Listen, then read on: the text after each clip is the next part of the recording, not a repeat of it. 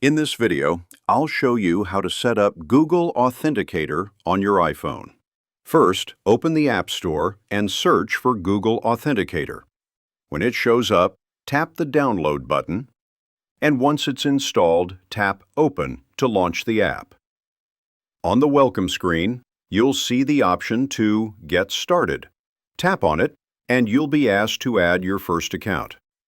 At the bottom right corner, there's a plus sign. Tap it, and now you'll see two ways to add an account. If you have a QR code, choose Scan a QR code, which will open your camera. Point it at the QR code shown on your computer or another device, and the app will instantly add your account and start generating codes. If you don't have a QR code, you can choose Enter a Setup key. Just type in the account name and the key that was given to you, then tap Add.